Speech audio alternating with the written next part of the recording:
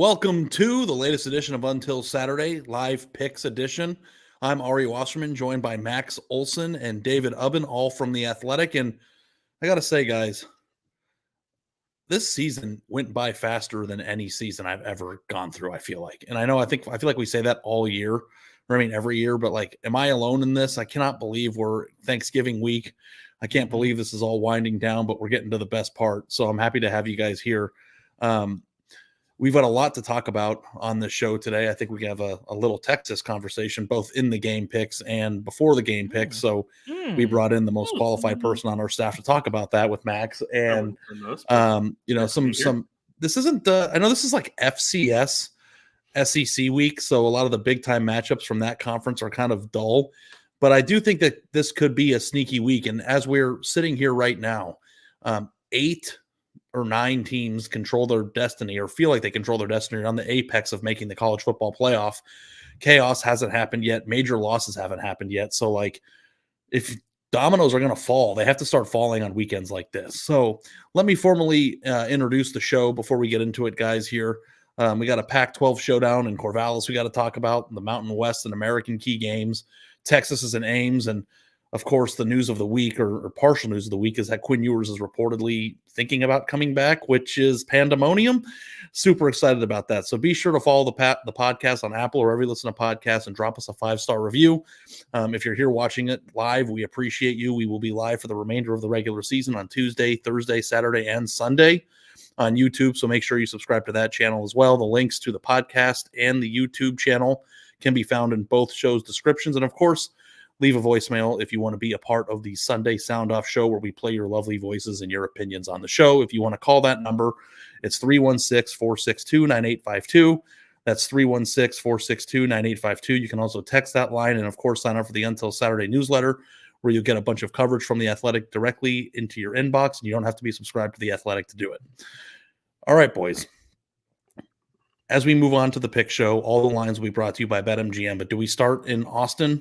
Like we start in Austin, we go to Ames, and then whatever. There is a report out there that Quinn Ewers is at least leaning on coming back. Max, what was your first thought when you heard this, and why was it Arch Manning? Orange Blood's reported that this week. I think, and I know that Pete Thamel has reported, he's not close to making that decision. But guys, I think the way the sport goes now, like internally, in like between November 15th and November 30th, these conversations are happening inside a program because if you're Malik Murphy, you're trying to figure out what the deal is. If you're Arch Manning, you're trying to figure out what the deal is. So whether Quinn Ewers is ready to announce something about his future or not, everybody else is like, yo, what's going on here? Like, what's the plan here? Because the door is about to open to the portal. I think my first thought is kind of get it. If the injury hadn't happened, we probably wouldn't be having this conversation. It would be my guess, right? But I think that was disruptive enough to kind of make him and other people kind of question, okay, where is the draft stock going to be at the end of the year here? And if you're Quinn Ewers and you've been built up by Ari Wasserman in the world as the number one recruit of all time, and you're not, and you think maybe you're not going to be a first rounder, like I'm not saying second round money is bad money, but it's not life-changing money for like a Quinn Ewers, right? So I think he could play his way into being QB3, QB4, but right now it does kind of seem like the safer thing to come back. And to me, the big question, we'll get into Malik Murphy and Arch Manning, obviously, but if Jonathan Brooks comes back after this ACL, if they get some juniors to come back, maybe Quinn Ewers is looking at this team and saying they got a chance to make a run again next year. Yeah, and I think too, like, for me, like I heard, I was kind of like, yeah. Why would you? Right. Like, I couldn't believe that people were talking about him coming out. Like, if he had, I think that would make sense. But just like, you missed half the year last year, you missed a handful of games this year. And I know, like, I think casual fans want to act like having Arch Manning sitting there is like, having Trevor Lawrence sitting there and you have a generational talent. The recruiting people that I know are just like, they don't talk about Arch in that way. Like, the Manning name adds a lot of mystique to all this, but like, he's probably going to be a very good player. The idea that you've got the next, generational quarterback on your roster and you're keeping him on, like, I'm not, maybe that's true. But I don't think, like, at the end of the day, Arch Manning is this team's third string quarterback.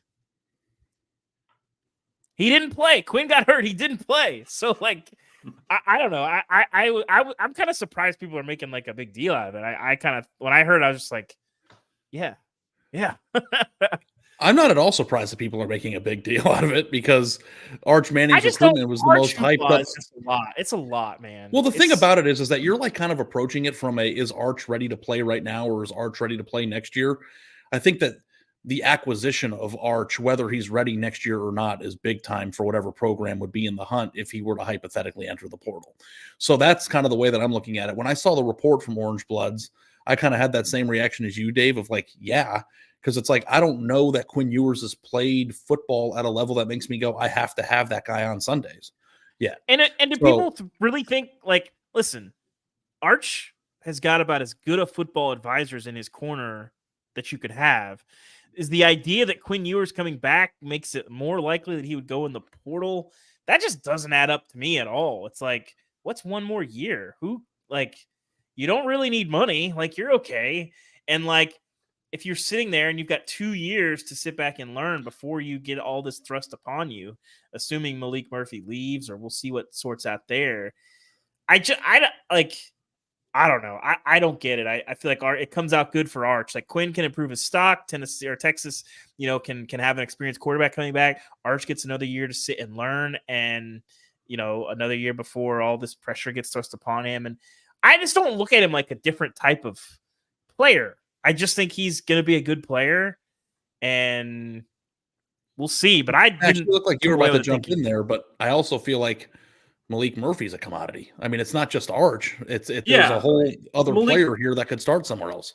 Malik Murphy's going to get some strong ass offers in December. There's no doubt about that. I think there may be a ton of QBs in the portal in December, so we'll see. But like, I think I talked to a director of player personnel this week at a school that recruited Arch Manning, and I asked, "Do you think that he'd leave?" And they said, "No, I don't really think so. We didn't really think he was a day one start kind of player." And that's not a reflection of what they thought of his upside. It's just that they didn't think he was like, walk in the building, I'm better than anybody you've possibly got, And I think he, and Ari, I'm sure this has popped in your head. There is a little bit of a parallel, I feel like, to that moment when Quinn Ewers was at Ohio State and he shows up there and then CJ Stroud takes over and obviously is back for another year. But I think Quinn Ewers went to Ohio State thinking I'm going to be the starter right away. And when that wasn't the case, then I'm moving on. Yeah. I think the messaging with Arch Manning's been pretty consistent. I think from the day he got to Texas, he had to compete with Malik Murphy to get on the field, and he has not outperformed Malik Murphy. If this were a situation where Quinn Ewers was really like struggling and it's like inexplicable why Arch isn't getting a chance, then like that would be a different conversation, but that's not been also too, when Quinn went to Ohio State, CJ Stroud wasn't who he was or who he turned out to be. He was a redshirt freshman, right? So now we're watching him in the NFL, and he might be the rookie of the year and I guess MVP potentially, depending on how the season.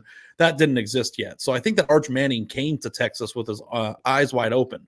Totally. But going back to Quinn for a second, because I think that's an important topic, and I think this is going to be a great transition into actually talking about this weekend's game in Ames, which Max is covering. But the other thing too is that if you're going into the draft as Quinn Ewers, somebody who was probably hoping to be a top 10 pick one day when he came into college, you also have to consider outside factors that are more than just how well you're playing right now. I mean, the NFL drafts QB room this year is loaded. When you look at the top two players at that position are already set in stone. There's nothing like Quinn Ewers could play like Joe Montana for the rest of the year, and he's not getting drafted ahead of either Drake May or Caleb Williams. No. And then you go back and you look at some of the secondary guys like J.J. McCarthy, and I think that's kind of where Quinn Ewers comes in. So I think that what you said was right, Max, of like, can you play your way into QB4? QB4 in some years is a top 15 pick, but next year, if you come back and play really well and you have a really good team, you might be the number one overall pick in the draft. And I don't think we've seen that from him yet. Yeah, and I think that like guys like Bo Nix and Michael Penix came back because, all right, I'm going to get drafted about the same spot a year from now, right? Like maybe a little bit better, but not dramatically different. I think there's probably more. If you're Quinn Ewers, you could certainly believe, hey, I'm going to be drafted way higher next year. I don't think anybody feels like Quinn Ewers is a finished product, right? And I'm not saying he would slide this far, but like you think about how good like Sam Howell was at UNC, like He went in the draft, probably thought he was going to be a day 2 pick. He ends up with a $4 million contract with the Commanders, right? Like I'm not saying Quinn Ewers is a 5th rounder by any means, but it's like there's not really any guarantees if you're not going to be one of the top 3 guys. And we can bicker over who the number 3 guy should be. If you don't think it should be McCarthy or whatever, that's fine. But like, if you're Quinn Ewers, you could play your way into this position over the draft process, but probably safer to really have a chance to have first round status. He's also a year younger than we thought, than we're like perceive of him to be, because he's in college. Remember, he left early, high school early to enroll. So I don't even think he's 21 yet. So it's worth noting also the I don't know if I can call it the elephant in the room here, but like NIL is not life-changing money for a lot of guys, but the quality of life for college athletes has been raised significantly, especially for guys. Well, he's one of the people at the that University would be of Texas benefiting financially the most. Like we had that but I'm just saying, but like that's that when you start talking about that stuff versus NFL, like I don't know, there seemed to be a lot of skepticism that he was getting a 7-digit deal from Kombucha Company. Like, I don't know how much he's. Yeah. I know, but I don't know how much he may or may not be making. But you follow him on Instagram? Oh, you don't have Instagram, but like he's got Lucchese boots and he's doing something all the time. I don't think like it's like some high end leather. I don't know what it is either. But Ari, you know what it is. Ari has 3 pair in his closet. I will say, guys, I moved to Texas. I'm just never going to be a cowboy boots guy. It's just never going to happen. I go to a lot of formal events with my wife, and these people are wearing suits with boots on the bottom, and it's like I know that's the thing here. I never came close to buying a pair in my time in Texas. Did you, Ubben? Did you buy boots? No. Again, Dallas is not Texas. Dallas is Dallas. So. Well, if you've gone to a lot of everybody wears boots here. Regardless of whether or not Dallas. This is where are you Amarillo. Going in Dallas, sorry, where people are wearing boots? All of the friends I've made here wear boots regularly. That's because you married an Aggie. That's like Texans. Half of her friends aren't even. It's her business associates. Everybody wears them here, dude. It's like we need a map of where Ari's going in Texas. Where there's two shoes that people wear in Dallas to like formal events, and that's leather loafers, like dress shoe, and boots. Those are the 2 things that people wear here. Just to be clear, we've both been to Ari's house. If you're talking about city versus country, it is extremely city. It is not country. No. There's nothing country about me or where I live or what I'll ever be. But the point is that Quinn Ewers, I think, if you are on the fence of whether you're going to return to school or go to the NFL, and I think that you could make the case, if I had to guess right now with how he's established as Texas quarterback, that he could make the gap in money between what a first top 15 pick and a second round pick would be. The difference between that money, he could make that back with another year of school and then get that money on the back end. So I think that it makes sense that he would come back.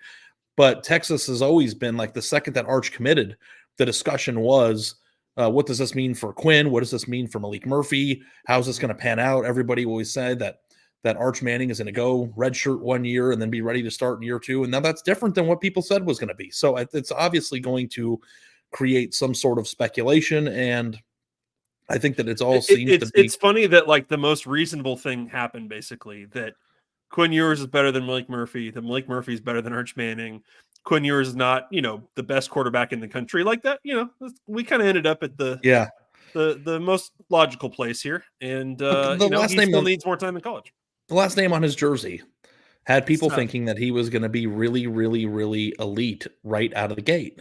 Yeah. And the way that he was ranked, the thing that I think is interesting, if we look back real quick to the way he was ranked, is that if he is a 2-year developmental project or somebody who needs the full scope of that year or 2, he probably shouldn't have been the number 1 player in the country. Like, I think that that's a fair thing to say, because there's a lot of quarterbacks that are number 1 in the country that can come in early on and make a huge difference, and that hasn't been the case for him. So that doesn't mean he won't be the first pick in the draft eventually, but certainly a situation that we will continue to track. It will be a huge deal.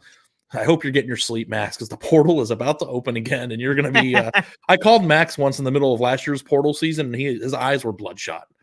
I made a list this week. I'm not going to tweet it because I don't want to make people mad, but I made a list this week of like quarterbacks who have more eligibility next year, who are like proven starters, like Power 5 level, top G5. Guys, it was like 30 players. Like it could be if even half those guys go in, it would be nuts. I'm And in. I'm in. I'd read that. Ari, this week, as we look to the Texas Iowa State game this week, Bo Davis, honorary captain in Ames this week. Yeah, I saw the video again. I texted it to Ari as a reminder this week, and I don't know if it's fair to call that a turning point for Texas, but it was an incredible moment. Did Bo that Davis speech been around the fix block Texas? 3 times. It may have fixed Texas. Yeah. Maybe. It would have definitely made me feel bad if I was giggling on the bus. Like after. Well, if you've ever met Bo Davis, I mean, he's a big dude. He's an imposing person, and like I've never been coached by him, so like who coaches are at conventions or in the facility or an idle time is very different than who they are on the practice field or on a bus full of giggling teenagers after you got embarrassed by Iowa State and you're Texas. But if you haven't watched the video, make sure there's no children around. Put some headphones in. And Texas makes we'll see if it's a triumphant return, but they're in Ames this week as a touchdown favorite. Ari? We're going to do our locks, our upset specials, and Sicko's game of the week. Did either of you guys use this as your lock? Or, your upset alert of the week? It's my trap game. I wanted to look at other games. Trap game. So this is your trap game. I think this is either a loss or another Texas romp. That's kind of where I'm at on this. I feel like if you get a tight game in here, it's going to be tough. Yeah. I was at the TCU game last week, guys, and for 3 quarters or 2.5 quarters, Texas, that was the most boring game I've ever covered because it was 4 hours long, and then at the end, it was like, holy crap, this is super exciting. And I don't know if Texas is just one of these teams that needs to learn how to, kill off an opponent when they're winning or whatever, but they've let in consecutive games teams come back from very big leads in which they were dominating to almost lose. And, in the column that I wrote that Max actually helped me write a little bit at 2 a.m. on Saturday, I said that I felt like it was a more mature team that has learned how to win. And there should be some pushback to that notion because I feel like a more mature team would not be in a position where they have to make a catch by A.D. Mitchell while he's laying on his back in the game's last 2 minutes to ice the clock out, and certainly not a 4th down stop in overtime against Kansas State. So I think when Texas is really, really, really good, it's very evident. I think it was evident against TCU. I think it was evident against Kansas State. But then there's that bad Texas, which is lollygagging around for a quarter or two, some bad turnovers. And granted, Quinn Ewers didn't play in the Kansas State game, but they could have lost both of those games. They could be a 3-loss team right now. So, when it says trap game, I saw some of the clips that you were sending me, Dave, of players talking some smack. And I know this means a lot to every Big 12 team, especially when they're on the road. And Iowa State, I believe, is 3-3 in their last 6 against Texas. And, every single thing, it's like we're in week 12 right now, but I'm not 100% past the notion that Texas could step in it again.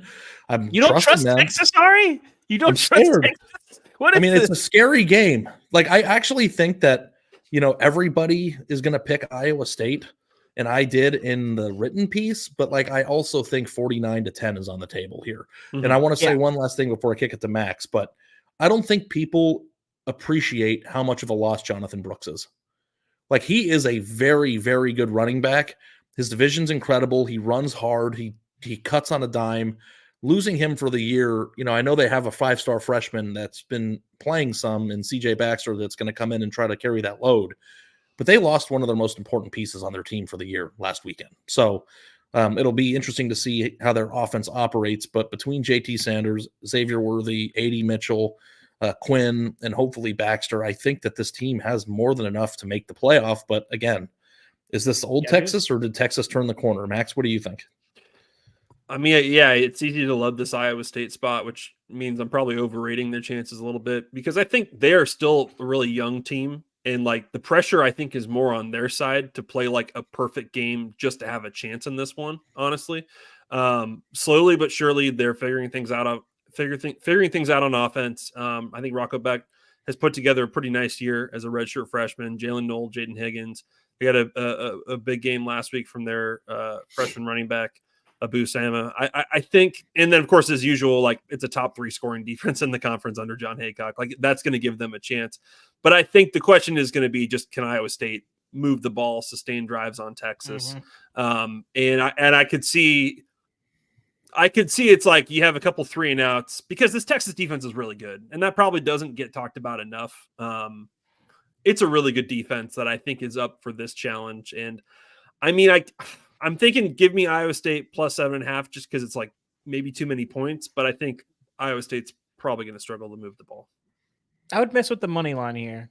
I'd mess with the money line. And also, can we get a Rocco's Unless Modern you're actually Life putting your shirt? own money on there, right?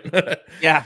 Can we get a Rocco's Modern Life shirt for our guy Rocco Bex? Can that happen?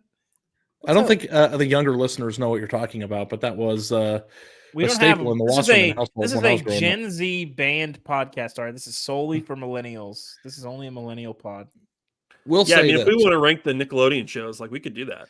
That's We fine. should. We've never done if you're that listening before. to this and you don't know what Rocco's Modern Life is, quite frankly, I don't want anything to do with you. So 3 of the last 7 games between these two teams were decided by 3 points or less. So Texas has lost 3 of its last 4 names. That is factually true. I'm terrified. I'm going to take the points and hope to be wrong. I think that the Texas Tech game has been one that we've been circling on the schedule since Dave irresponsibly picked them to win the Big 12 before the year started. But that one's in Austin. Like, this is their last true road game of the year. And if they could get through this one, I think they'd be sitting pretty when it comes to potentially making the playoffs. So we'll see. I've been to 2 field stormings this year. I don't know if that's a data point that's worth considering. I've been to 2 field stormings. Yeah, you have. This could potentially be a third. Yeah, I do remember Iowa State ending an impossibly good Oklahoma State team's title run. That team was unbelievably good. And that game, we're sitting here 10 years later. I still don't know how that happened. Yeah. I still that was crazy. That was. Anyway. So this might be the game of the field week. storming I saw this year, by the way, was a game that 10 years from now we will all remember very specifically, and that's Colorado, Nebraska. I mean, that's a big ball game. By the way, if you didn't know, just for you the shouldn't record, have done that, Max. You shouldn't have done that. No, I'm going to say this and let it go. go. If Colorado loses to Washington State on Friday night at 10:30 p.m., which thanks again for the scheduling, ESPN overlords, they will be last place in the Pac-12. Just letting people know. Last place in the Pac-12, 1-7. Well, maybe that's the game of the week. I think that Texas Iowa State has a case for being game of the week. Why don't we move to another game that might be game of the week here, which is Washington, undefeated, 10-0, 7-0, catching 2.5 points on the road at Oregon State, which is 8-2, 5-2 in the Pac-12. This game is on ESPN3, the Ocho. If you don't catch it on ABC, the last 4 meetings have been decided by 8 points or fewer in this game, and Washington has won 3 of the last 4. A lot of discourse in the college football playoff committee world right now of how Washington is being so disrespected to be ranked behind Florida State. I think it's interesting how angry everybody is getting over really nothing to be angry about yet because no one's losing. But is Washington undervalued, guys? And do you think that they are in big trouble here? The fact that they're dogs is very, very telling to me. To keep with the theme of today's show, no matter how angry these Beavers are, okay, it doesn't really matter because the wins are not there. Oregon State is a very good team. He's proud of himself for that one, and people don't even know what he's talking about. That's the best part. People know. Very good one. The real, as the kids say, real ones know. Anyway, but if you look at Oregon State and you look at their wins, all right, this is not a juggernaut team. This is a very good team. But Washington, you know how you wake up a team that's kind of been through the Rocco ringer wasn't last a few beaver. weeks? Was he a beaver? No, Rocco's a dingo, but the Angry Beavers show. is a separate show. Yeah. Oh, sorry. I was going to say, I thought he was a wallaby. Okay. Yeah. I think it's a wallaby. Anyway. My wheels were spinning there. Anyway, but Oregon State just doesn't have the same wins. And I think, you know how you wake up a team that's sort of trying to desperately get to 12-0 is you make them the dog. And I think Washington, I'm scared of them losing the battle on the line of scrimmage here. But I think if you get focused Washington, a sharp Washington, they win this game. And I think Oregon State, I think they're a little overvalued here because of the record, because of the ranking. And you look at the wins, they don't really scare you. And Washington is still one of the best offenses in the country. So I'm. But why I'm are taking they? Washington Why are they money line. underdogs? Because the thing that you're afraid of, right, man? I mean, the Because offensive no, line because and Washington. Yeah, because Washington has kind of messed around. The last month they haven't looked great since they played Oregon. But give me Washington money line here. If you can could get Oregon plus State do to points on this Washington team, what it did to Oregon last year on the lines? it's possible. I don't think think that's that where they the will, spread but is what it is. It's Max? possible. Can I ask just because I'm not a gambler? Ari, like, is this just literally just a home field advantage? Like, how big a home field advantage should Oregon State have in terms of that line? I'm confused by this. They say the rule of thumb is 2.5 or 3 points for home field. And I'm assuming that considering this is a home game and Oregon State's on the cusp of being a top 10 team playing against a undefeated Washington, that this should be as loud of an atmosphere there as you can make. Sure. But this isn't. I think Oregon State might be just as good as Washington. Like, they don't have the flashy skill position players, obviously, that Washington does. But I think you could make the case that they have an advantage on one or both of the lines if you really break it down. They've done a very good job of controlling games this year in that fashion. They run the ball very well. They've been very consistent.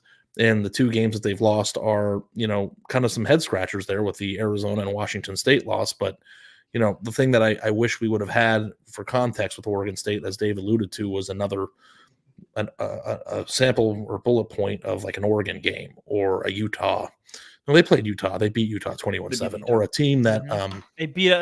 That was one of the teams that is beat up Utah. that is competing for the Pac-12 championship still. I like. First of all, I just think that like teams are going to start losing that are in the race. Like, chalk isn't just going to keep holding every week for everyone.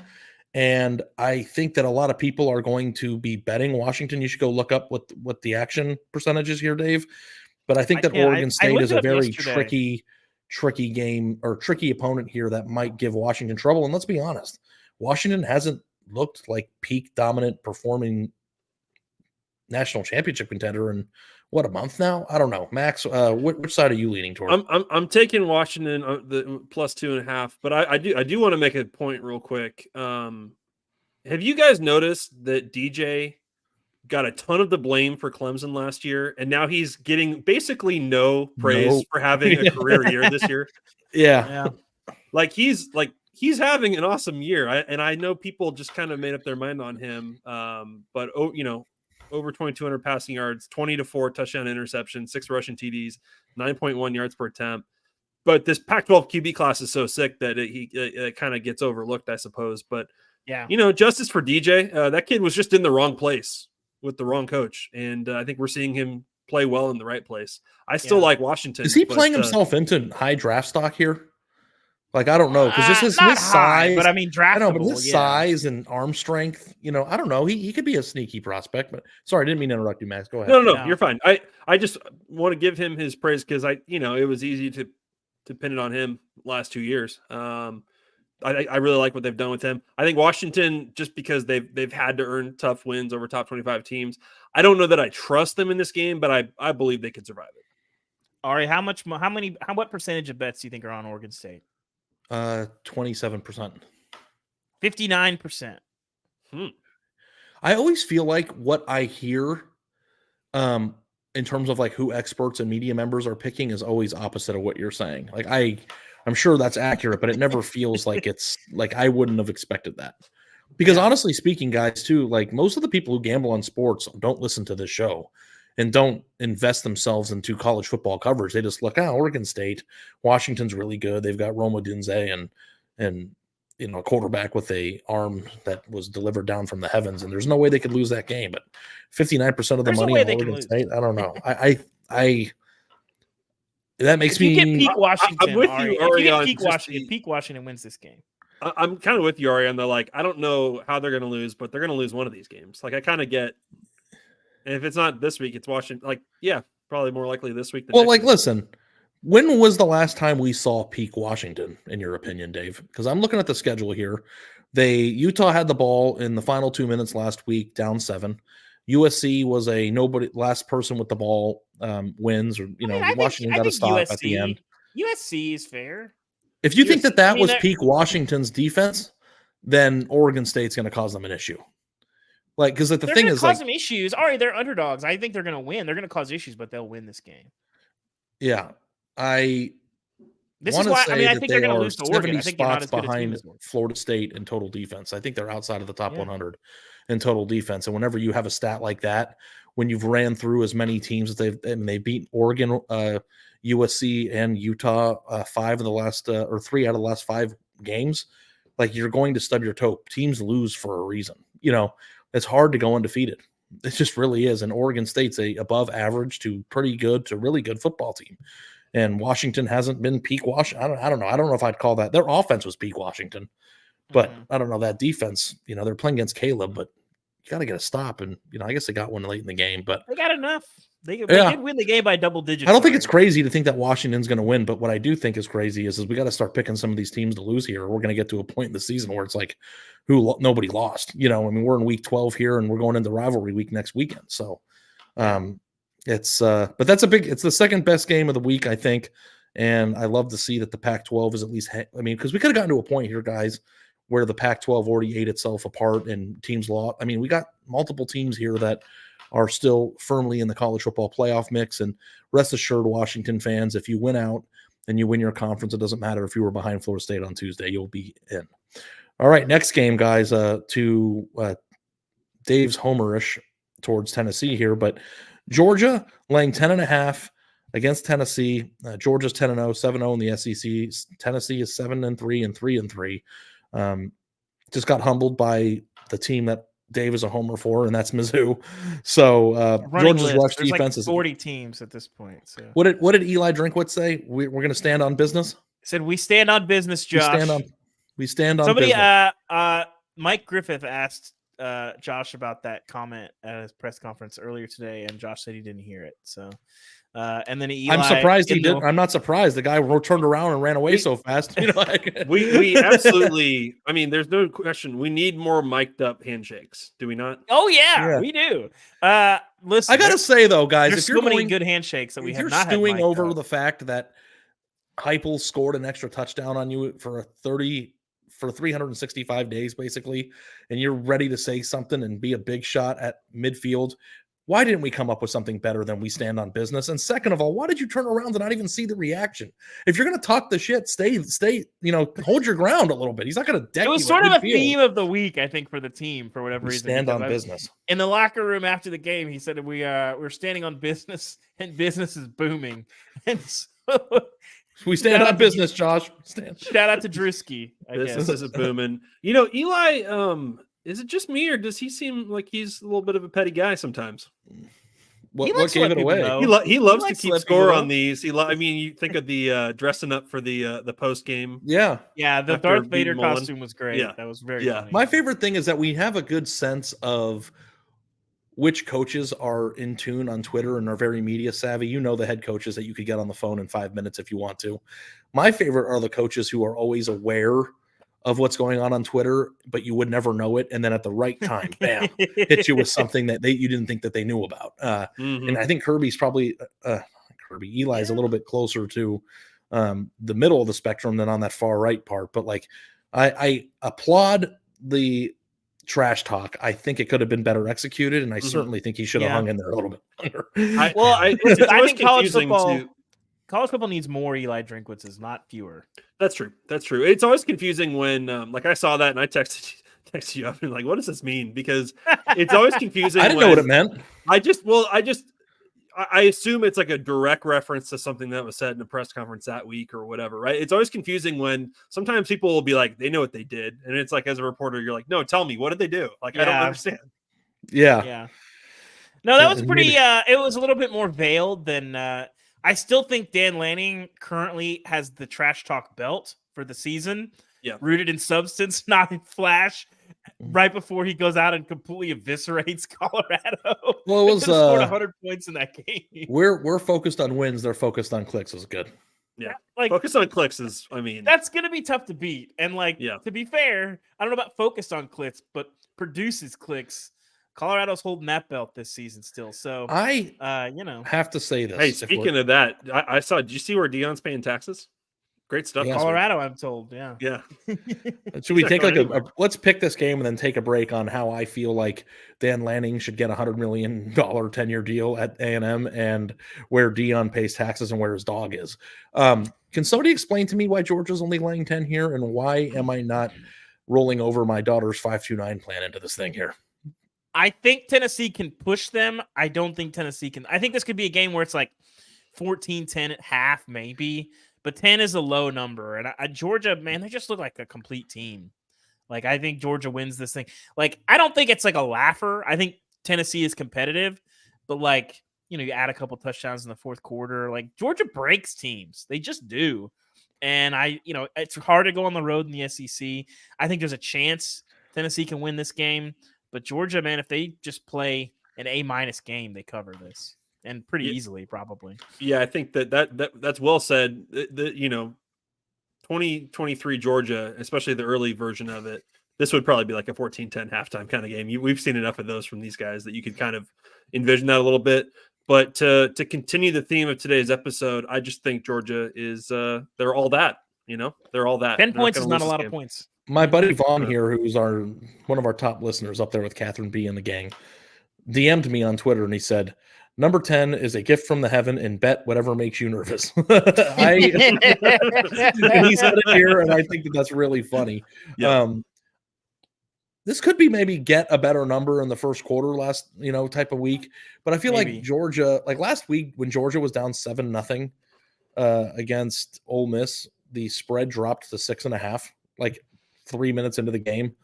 And I thought that was a gift from the heavens too.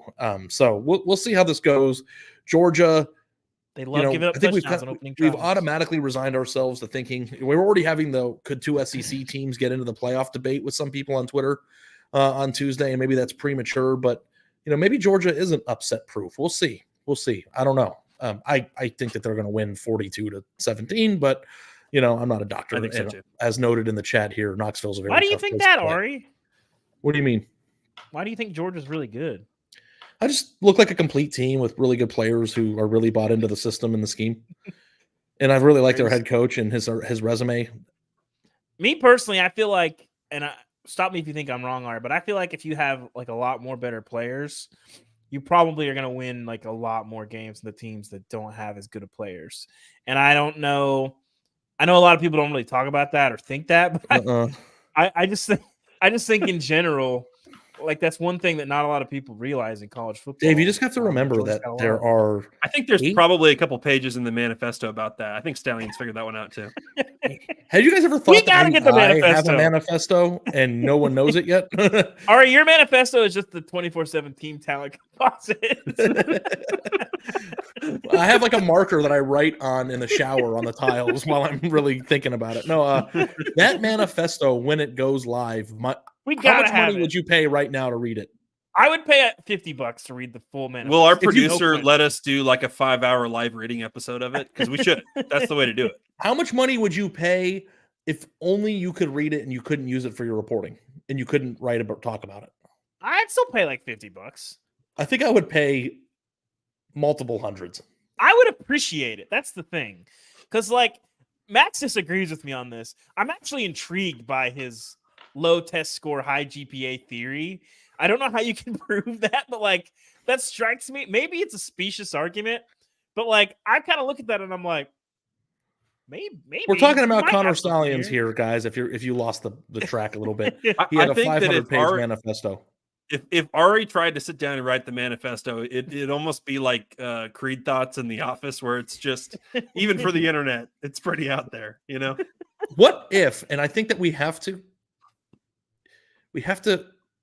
save the room for possibility that it's just brilliant. Like what if it was like you turn that into a job interview to get like the Austin P job, and it's like that's the first step to being the greatest coach of all time. What are the Vegas odds? Is it like plus 450 that it's like actually really cogent, interesting? What if it's just a bunch of rambling that with no coherent like break? Guys, Ed Orgeron got the LSU job off a binder. Like he's trying to do the same thing. I get it. Yeah. Okay. I just want to know how many ADs aren't going to see that and just TLDR him immediately. What would you title the thing? What would be a good title? That'd be a fun I think it's contest. just the Michigan Manifesto. The problem is that at some point you're The gonna have to Michigan interview for, Man like, period Festo. You gotta. now that's good. The Michigan But the Man problem is- Festo. And if you interview for a MAC job, you can just add a Central in front of it, so that you're Yep. climbing Yeah. your way up to Michigan. Eastern, Central, Central, Western. Dude, he's gonna go to that interview and he's gonna be like, I had a little time off. I was able to tighten it up. We got a tight 100 here, and it's very readable now. Tight 100 page. Do you think the word talent accumulation or the phrase talent accumulation or recruiting isn't it a lot, or do you think it's kind of like a blueprint to how to set up the aspiring? I want to know how explicit the sign stealing scheme is in the manifesto, because clearly that was a big part of what we're doing here. Yeah. I watched I watched a lot and read a little bit about the manifesto from the other Michigan man, and that guy was pretty smart too, so it didn't work out really well. But moving on. moving on to the next game here. Arizona 7-3. Yeah. Really smart people with the high test scores and low grade point average are like very interesting people to me. And this could be it. I don't know. Speaking of high test scores and low GPA, Arizona. It's ours all the water. Here we go. The program that is in a $250 million university deficit for some reason. It was like the office space scenario where somebody like moved a decimal point over. Right. Ari, is now asking for donations on Facebook to fund the band. Are you also in a $250 million deficit? I'm in a surplus this year, but Okay. We'll see after the Georgia game. the Arizona Wildcats 7-3, 5-2 are laying a point on the road against Utah, who are 7-3, 4-3 in the Pac-12. It's at 2:30 p.m. Eastern time on the Pac-12 network. So hopefully somebody can tell me what happened because nobody gets to watch it. But Arizona has come on strong in a big way. They have moved up to number 17 in the college football playoff rankings. I think Jed Fish's masterful work of adding good players to their roster is finally paying some dividends here and his second year on the job. And I think that, Arizona's in a pretty exciting spot right now. Their quarterback, Noah Fafita, versus ranked opponents this year is averaging 270 yards per game, has 11 touchdowns and 3 interceptions. And those opponents were Washington, USC, and Oregon State. And they're playing well. They seem to have confidence. And I don't know, maybe Arizona could creep their way back up into the top 12. I don't know. The scariest part about Arizona this week is the UCLA job opened, and that's going to be keeping people tingling in Tucson until there's a resolution to that, which is Jed Fish's personal connection to UCLA and maybe wanting to go to a place that is going to the Big Ten and doesn't have a major financial crisis on their university. So we'll see. We'll see how that goes. But how do we feel about the Wildcats, boys? I feel good about them. I do too. I think they can win this game. I don't know if we have the sound effect, but this game is also my lock of the week. Not aside, the over-under. The number is way low. Utah's figured some things out offensively. Bryson Barnes, the pig farmer, is coming to his own. Sione Vaki, they figured out how to use him. And Arizona, not offensive wagon status, but very good. Noah Fafita has been a lot of fun. And obviously throwing to Tetaroa McMillan and Jacob Cowing is a lucrative enterprise. That's my lock of the week, over 45, Utah and Arizona. And Arizona gets the win here. I've got Arizona getting the win. It's certainly possible that this is a Morgan Scalley reminds everyone he's one of the best DCs in the country. And this is still a top, this is one of the best defenses, certainly in stop rate and scoring and everything else. So I could see Utah really putting one on them, but I'm going to take the hottest team in the United States of America. Here, the Arizona Wildcats. And, I just am really excited for next year when a team like Arizona, that is the hottest team in America, could be in play for the 12-team playoff. It's going to be a lot of fun. Yeah, it would be great. Wouldn't that be too fun, bad Ari? they've lost 3 times already this year. But 3 losses is not really disqualifying for a 12-team playoff, I think. You're right. So no, I know. Losses, it is very exciting, and it would have been huge for my alma mater. I hope that for my personal friends and all their well-beings that Jed Fish and their 3 best players aren't on another team in the Big Ten next year, but we'll see how that all plays out. I think Arizona is going to win. I think they've been very fun to watch. And, again, it's funny how going back to the Arch Manning discussion. It's like when you get a really good player who comes in as a freshman and has some time to develop, you didn't start right away, but like Noah Fafita is a perfect example of the level a player can play if they have the it factor really early on in their career. So That's not a direct comparison. They're very different players and came from different places and play in different conferences, but it is the notion that a player needs 3 years to be ready, I think, is an archaic viewpoint. So, yep. Moving on to another big game. See, this is a sneaky good week, guys. We have Louisville 9-1 in the ACC, 9-1 total, 6-1 in the ACC, catching a point on the road in the toughest environment in college football, which is Miami Gardens. The Hurricanes 6-4, 2-4 in the ACC. That's a noon kickoff. The line does seem a little bit small, fishy, weird to me. Fishiest of the week. Louisville's last win over Miami came September 1st, 2014. Do you buy into historical stuff when it comes to this stuff? No. Yeah, I mean, especially when you have a new coach. No. I think ultimately, I don't know. I really don't know. I wonder if there's a phantom Jack Plummer injury. I mean, part of it, I think, is Louisville played a national TV game and struggled last week and didn't play well at all. But I think sometimes people overreact to the previous week. But I looked at the money balance on this, Ari. It's like pretty even. So I'm going to trust my own judgment. I can't. It's hard for me to envision Miami winning this game, and that's usually when they do. When you end up in situations like this, but Louisville has better players. They're a better team, and Miami is not a very tough place to play. Especially does Miami have better lines though? I have because I kind of feel like that's where the margins are made up in games like this. It's like Tyler Van Dyke's coming back. And the whole Miami, we can't block Ruben Bain could be a problem in this game. Right, exactly. And they have two players on this team that we know beyond the shadow of a doubt at the running back position and an edge rusher that are going to be some of the best players in the ACC in the next year or two. So, we know that one player can blow up an entire game, and if Miami has the advantage on the lines, then the spread makes sense, especially considering the fact it's on the road. Max, you were making a curious face. I want to know what was going through that beautiful mind. Yeah, I mean, I just checked BetMGM, and Louisville was a 1-point favorite. So is this one just kind of bounce around? It'll bounce around, I'm sure. Yeah. Is it kind of just a pick 'em? Yeah, yeah. Who do you think's going to win? I think Louisville. I could see the upset happening. And I just want to say real quick, shout out to Emory Williams for quite literally putting his entire arm on the line. Yeah, Florida State. That was heartbreaking to watch. I absolutely hated seeing that. But that'll win you a lot of love in the locker room, the way he gave everything in that game. So yeah, Tyler Van Dyke's back this week. A lot of pressure on him to put together a really clean game here. I like Louisville, but I'm not really sure who's supposed to be the favorite. My mind is telling me Louisville, but my gut is telling me Miami. I don't know. This seems like a spot. I'm going Miami. Yeah, it's a hard thing to quantify. I think that does Miami have the two best players in the game? Who's the second one? Maybe. I'm trying to think who you didn't want me to check your work, did you? They've got some really good players on defense, which I think will I think that will pose a challenge, but I don't know. This Louisville team's really interesting. They probably don't get the love. About Mark Fletcher, the running back. I said earlier this month, I'm done disrespecting Louisville. I'm done. I'm out of the Louisville disrespect business. This is me respecting Louisville. Don't make me regret it, guys. I felt that way about Mizzou now too, Evan. I think the last 2 weeks really brought me around on Mizzou. Georgia, well, they didn't have a lot of. I mean, you look at them before the Georgia game, right? They didn't have a lot of right home about wins. You could say what you want about K-State. That's a coin flip game.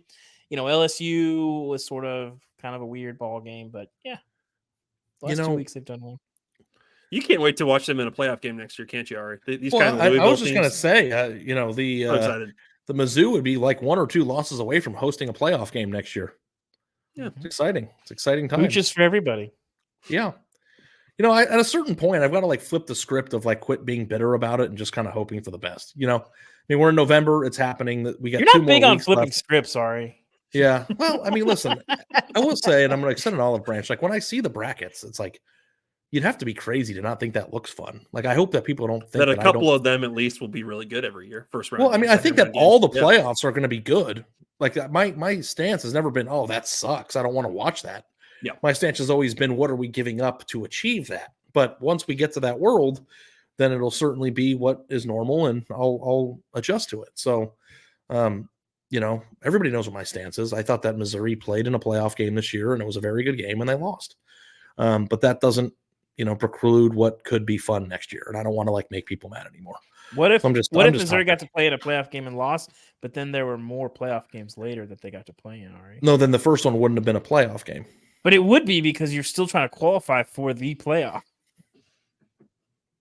It's a double elimination tournament, Ari. Well, one last thing on Miami. At 6-4, they got Louisville and they got Boston College left. This is a pretty big narrative swing here, these last two, in terms of 8-4 versus 6-6. Very different feelings going into the offseason based on how these finish. Yeah, I just hand the ball off to Mark Fletcher if you love your offensive line. And if you're Miami, every now and then, chuck it deep. Just chuck it deep. Chuck it deep. Okay, guys. I love the chuck it deep sound effect is always 4 seconds late, and then the anticipation of hearing him scream it is always so great. I love it. Because Cam doesn't know when we're going to say chuck it deep out of nowhere. It takes a minute. I don't love watching Penn State, but I love hearing James Franklin yell chuck it deep. I gotta say, I'd love to hear it again. Max, you went to a game at this next game stop. Kansas State 7-3, 5-2, laying 8.5 on the road at Kansas, which is 7-3, 4-3. That's a night game, 7 p.m. Eastern time on Fox or FS1. Jason Bean, who left last week's game with an head injury, may or may not play. He practiced some on Wednesday. So if Jason Bean plays, does 7.5 seem like a lot? I don't know. Kind of does to me. No? Is Kansas going in the drink right now? It's not that they're going in the drink. It's just Jalen Daniels, obviously, it seems like that's a shutdown situation. Yeah. Jason Bean has his moments, but he also has other moments that are other people's moments. And that's a problem. And I think ultimately, if you have a not healthy Jason Bean, you have a Kansas State team that is still surging in a lot of ways and is really physical. I like K-State here relatively big. And if you don't get, even with Jason Bean, if you don't have Jason Bean, this could be like a 31-10 situation. Yeah, it's Kansas has not won a game in this rivalry since 2008. So shout out to Mark Mangino. Would be a huge deal for this program in the last home game here before they start tearing things down a little bit to get this win. I wish we could see Kansas at full strength this week. I think being in concussion protocol, you just don't get that much time to practice during the week, even if he is available to play. I think their O-line's a little bit banged up too. Agreed. Not expecting to see Daniels back here. And this, it's been funny this week. There's been a lot of, on the Oklahoma and Oklahoma State side, media side, there's been a lot of hand-wringing and coverage on this Big 12 tiebreaker situation. And I think K-State's still the second best team in the Big 12 and probably should be the team that's in the conference title game at the end of the year over Oklahoma and Oklahoma State. We'll see if that's how it shakes out. But K-State looks very good right now. They've won 4 of their last 5 by an average margin of 32 points. Their turnover margin in these last 5 games is plus 10. They're rolling right now. Can you explain to me and the audience, I'm 5, what's happening with this Big 12 tiebreaker thing? Because I don't but I'd rather not. Yeah. I don't even have any idea what's going on with that. It's they're trying to figure out how it works. I don't understand it. It's just the challenge of they had to rewrite the tiebreaker rules this year because the Big 12 does not have round robin schedules this year. So you have to account for what if we have a 2-3+ way tie between teams and some of these teams didn't play each other. So there's a clarification this week on that. I know Oklahoma people felt like that was a correction or a revision. It's definitely it was confusingly written. There's no doubt about that. But you did a good job of explaining it to me like I'm 5. Thank you. With two weeks left, there's just still a lot that could play out here, including the scenario that I'm dreaming of, which is an 8-way tie for first place. I tell you what, this has been the Big 12 is just the Big 10 West. Well, this has been the season of interestingly interpreted conference bylaws. It's true. This one didn't have to go to court, thankfully. It might, depending on who wins. Oklahoma gets locked out of the Big 12 title game. We might end up in You don't court. think that those people in Norman are going to lawyer up here real quick if they get on the short end of the stick of this one? I don't know. Kansas is. I'm a little sad that you got to experience what probably was the most magical moment in Lawrence, Kansas football history, or one of the best 3 weeks ago, and now we're out on the Jays. Come on, man. I'm not out on the Jays. I think this is a bad week for them. If Bean's healthy, gives them a chance for sure. If you're a Kansas fan, there's probably I would argue there's maybe a part of you that is okay with not winning this game, because if you do win this game, I think Lance Leipold shoots right up the list of the most coveted guys out there for these openings. I'm just gonna. I don't think that's going to affect much. I'm not saying he can't get these jobs if he loses. I'm just saying he gets a lot more hot. He's saying he's not going to be the sexiest man in the room. The boosters get a little bit more. I'll buy that. Boosters get a little bit more adamant that we got to have this guy. Yeah. If I were a Kansas fan, I would like to hold on to Lance Leipold for the rest of his career. Is what I'm saying. Yeah. We are 55 minutes deep, so let's just start the speed round here. Okay. Speed round. We got four more games left. Man, there was a lot to talk about. USC laying 6.5 points at UCLA, 3:30 kickoff, and ABC. Chip Kelly. I guess people are anticipating that he's going to be out at UCLA here pretty soon.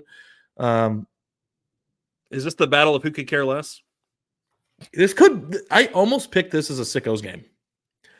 The vibes are not good. We've already crowned USC as the best bad vibes team in America, or the worst vibes.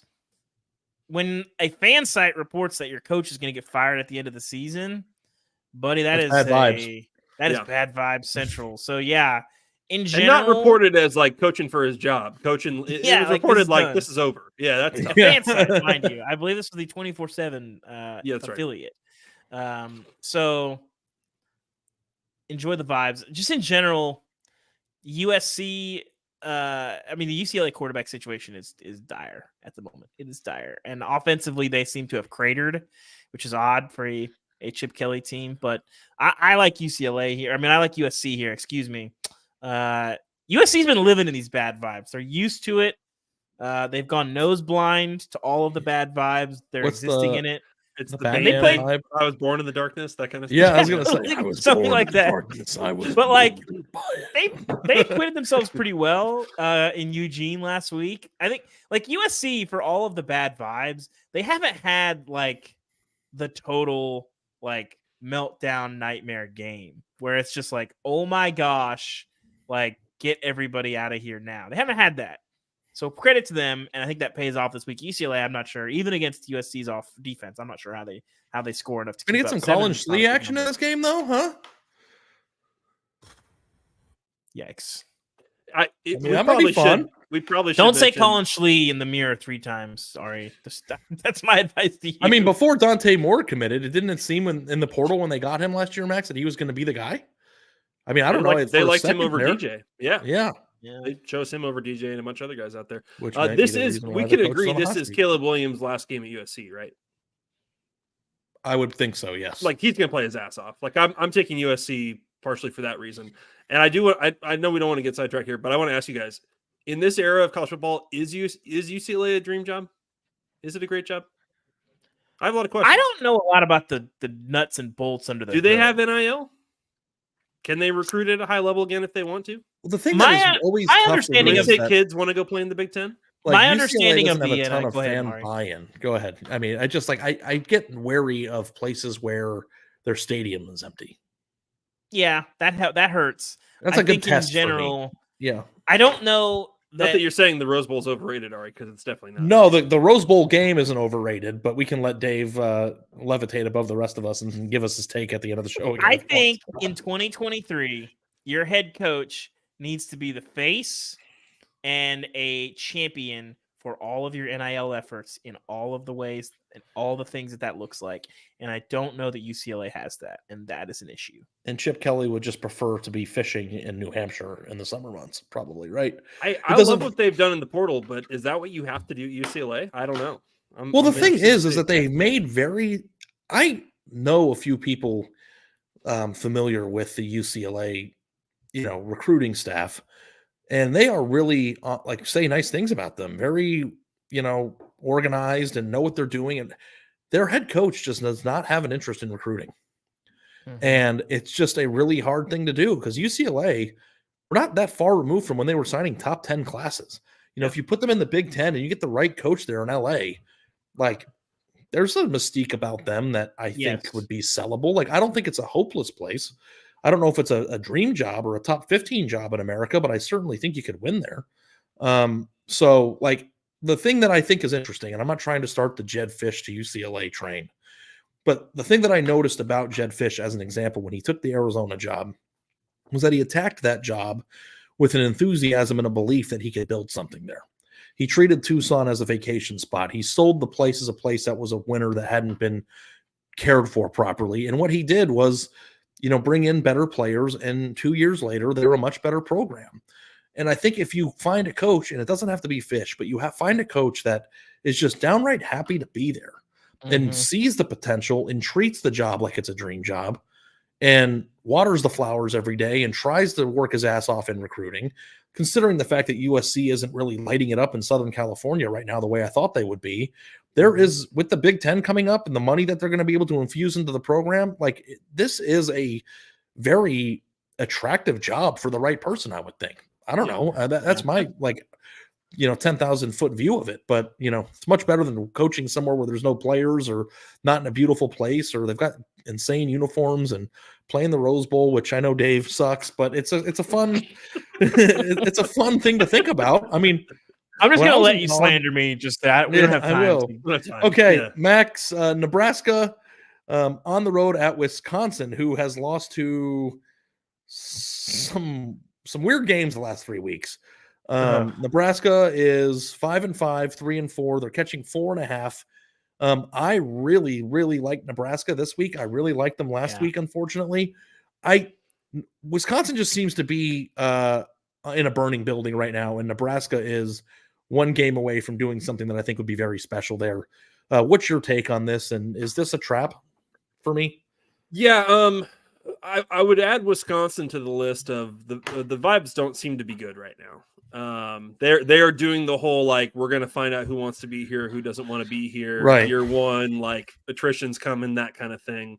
Guys, they're preseason 19, which is that's a season really? From hell. Yeah. I don't even remember that. That's crazy. Yeah. It's and offensively, you don't remember the Fickle hype? I thought they could be okay. I thought like 8 wins, but I don't remember them being a preseason. They've lost top 4 of their last 5, including Indiana Northwestern. They've scored 14 or less in all of those losses. They're in a bad place right now. So if Nebraska just had a quarterback this week, I would like Nebraska, and we have no idea who's playing quarterback for Nebraska this week. Heinrich Harburg is going to travel for this game. We'll see if he's good to go. If not, it's Purdy or Sims. Nebraska's turned the ball over 27 times this season, which is by far the most in the country. That is the very scary thing about believing in Nebraska in this spot. I kind of want to go to Wisconsin just because of all the injuries Nebraska's had on offense. But the vibes the winner is going to a bowl game. Nebraska is Wisconsin's won 9 in a row in this series, by the way. If Nebraska could just if I knew who's playing quarterback and they could not turn the ball over, Nebraska should find a way to win this game. Is losing back-to-back games against Indiana and Northwestern a sign that your team has given up? That's the only thing. Like, I don't. When you've got like captains on the teams saying guys are not bought in here, and or people saying I didn't come here for this. Yeah. There's a lot of that going on there. Because Nebraska I don't think it's that bad in Nebraska's locker room right now. I think they still feel like they are overachieving right now. Yeah, like I feel like Nebraska's vibes are much better. Yeah. This is low key kind of a sickos game. I want to do to the Big Ten West what they all love to do, which is punt them. I do not want to watch any more Big Ten West football this season. That is my personal goal. Give me Nebraska here. I'm not watching this game. Congratulations to NBC and CBS. I'll go Nebraska. I'll go plus 4.5, but this is gonna be a tough one. Yeah, I'm sorry that the Big Ten West has put you out, Dave. I really am. Well, once Iowa lost and was out of the playoff race, I just kind of lost all enthusiasm. All of them. Yeah. It was still like a morbid curiosity, like a car crash I couldn't look away from. But then once they lost, I'm like, this feels pointless to me. If we still had a hope of Iowa like backing up into the playoff and needing a small act of God to do so, I would still be rooting for it because it's the funniest possible outcome of the season. But without that little carrot, the whole division, I'm just like, ugh. And what's funny is they're all like, I think Iowa's 2 games up in that division, but then everybody else is tied. So Iowa's gonna. You guys know the stat too that Vaughn just shared, but every team in the Big Ten West had Brian Ferentz's contract. Every single offensive coordinator would be fired this year, which is really funny. Guys, Mr. Group of 5 here, ready to talk about some Group of 5 stuff. I'm excited, dude. This actually is low key one of the most entertaining conference races in the country. And if Chris Medini were here right now, he'd be like, in the 12-team era, conference races are going to matter. And I was like, you're right, Chris. Hail to the 12-team playoff. This is going to be a good game, I think. SMU 8-2, 6-0 in the American, laying 8.5 points on the road at Memphis. In the American Conference, Tulane is 6-0, and SMU is 6-0, and UTSA is 6-0. Shout out to another candidate that I think should be in the prime focus of Texas A&M and Jeff Traylor. No doubt. Memphis 5-1, one loss in the conference and playing against an undefeated team. You've got 4 teams that have 1 or fewer conference losses playing against each other right now. So SMU, I've checked in. I went over there. I talked to Lashley a few times, and they're a fun team, man. They're a really fun team. Yep. They score a ton. They're laying a ton of points, but on the road at Memphis, this could be a tricky game. It will be. I still think SMU the offense is solid, but SMU's defense is very, very underrated. People just assume that SMU gets in all these track meets and just they just outscore people. That is not really necessarily the case. SMU 7th nationally in defensive yards per play, or 6th in stop rate, if you prefer that metric. Yes, also 6th in stop rate. So give me SMU for that reason. I think these offenses, SMU is probably slightly better on offense. I think SMU much, much better on defense. Last 3 games have been decided by 3 points or less. That's fine. Okay. That's fine. Also, I will say Rhett Lashley's a name that I have not heard a ton in coaching rumors. I think that would be a very interesting option. Love the man. Love the man. Rising ACC coach Rhett Lashley. Yeah. I tell you Preston what, Snows having a good year too. I mean, don't forget that SMU has a top 100 quarterback leading the way here. I mean, I don't know. The stars are mattering. Stars are kind of mattering. There might be some PTSD with hiring an SMU coach, but if Arkansas makes the move, Rhett Lashley would be a very interesting name for that opening. Yeah, they're holding teams under 15 points per game in conference play. Scott Simons, the DC they brought in from Liberty's done a really good job there. They loaded up on transfers. They hit on a ton of them. Elijah Roberts from Miami has 50 pressures this year, which is a lot. It's a lot of pressures. And I think SMU takes care of business and covers. Yep. Last game on our list of 10, boys. Air Force versus UNLV. 8-2 and 5-1 in the conference play. 3:30 CBS Sports Network kickoff, over 47.5. Mountain West Conference championship berth on the line for Air Force. I am relieved that we don't have to talk about Air Force in the expanded playoff discourse anymore. But I also am excited to see who wins the conference. And UNLV, my entire life they've stunk. You got to get on board with UNLV, Ari. They're fun, dude. I love that UNLV. I think that they should be embracing the Sin City. Although, from what I understand, they've completely ruined the Strip right now for this F1 race. And I guess you can get hotels on the Strip for very cheap because it's impossible to navigate right now. But that's a discussion for another podcast on another day. UNLV, are they for real, guys? This feels like one of those games that after about 2 drives, you're going to know how it's going to go. If UNLV can get stops, they're going to score. The question is, you just never know in these triple option games when you play a team that doesn't, you're in the Mountain West, Air Force is going to play it, so you faced it. But I don't know the last time Barry Odom, I was looking through it. I couldn't find the last time he played a triple option team. It's been a minute. Arkansas hadn't played him in a long time. Mizzou didn't play him in a long time. So I don't really know. But I think if Air Force is tearing through them, this is going to be a shootout and probably Air Force wins. If UNLV is getting stops early, UNLV might run away with this thing. And Air Force, speaking of weird vibes from the Falcons. So I personally vibes. would. I can't blame them. It's Hawaii vibes. Yeah, I would wait on this one. I would watch the first couple drives. No one's going to before you finish bet that. this Okay. one. But I'll go UNLV at home. I've been on board with UNLV. They're extremely fun. The go-go offense is very fascinating. That's going to be my off-season project, is learning about the go-go offense. Sounds fun. Wait, Dude. who's Let me know how the it home goes. team here? UNLV. UNLV. I don't think they are. We got another one wrong. What was the other one that Yeah. was wrong? We had Yeah, one this earlier game's this in season the- where it was flipped. Oh. This game is at Air Force. Oh. Uh-oh. Interesting. I'm going to take Air Force. The great Parker Fleming, Stats of War on Twitter, has all of his advanced metrics, and he has Air Force by an almost 11-point margin, which I thought was quite interesting, and I like math, so I'm going to go Air Force. Interesting. Yeah, the I math follow, can't cover the dive, Ari. I mean, the math can't cover the dive, Max. I follow a guy named Tyler Shoemaker on Twitter who does his own lines and has his own mathematical formula with the word algorithm in it. And he spits out his own lines, and the guy just hits bets like it's no one's business. I tail him all the time, and I'm very curious to see what he says for this one. But if someone throws like, an algo, you're tailing it. You're all in. if somebody says the word algorithm, I'm ready to invest. Like, I don't Yeah. even know what the word means, but that's all. Give me 3 letters. That's the symbol. I'm in. I like the over in this game. I think that Air Force is going to score, and I think UNLV is going to score. I think that number is too low.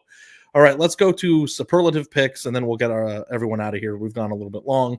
My lock of the week is New Mexico State plus 24. I think this is a very good spot for New Mexico State against Auburn ahead of the Alabama game.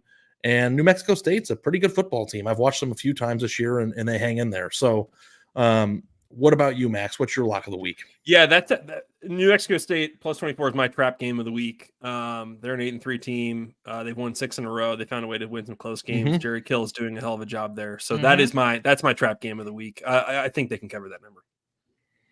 Nice. Yep. I had Texas. Texas is my trap game. Michigan State and Indiana as my sickos game. And my lock was the earlier aforementioned Utah Arizona over 45.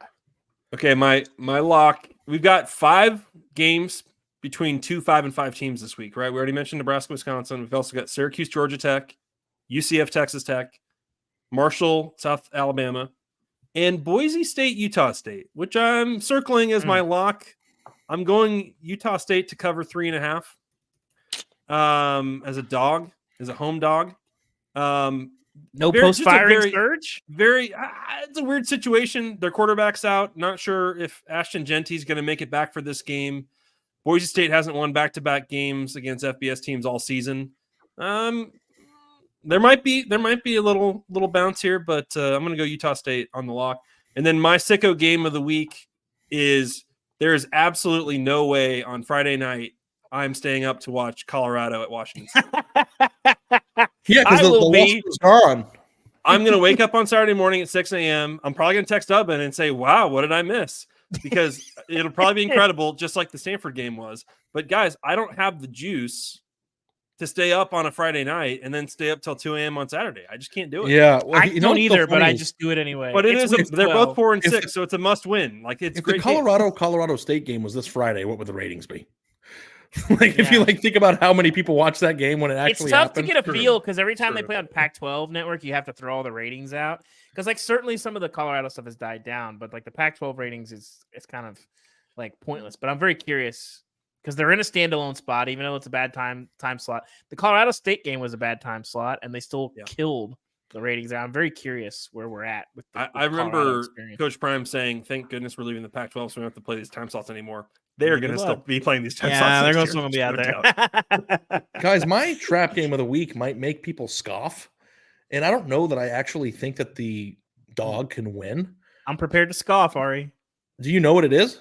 No, I don't, but I'm very Arizona State at home against Oregon this week. Oh, no, I'm scoffing. Yeah. I don't think that Oregon's going to win 55-3. I think Arizona State's been a pretty tough defense for a lot. I mean, I know they lost 55-3 to Utah, but you got 1 week before the apex of your schedule. You're Oregon. You're not playing with a lot of wiggle room, and I know that you're gearing up for the Oregon State game. A lot of playoff stuff. You got a crappy team on the road that is perceived to be crappy. I think that Arizona State plays pretty hard.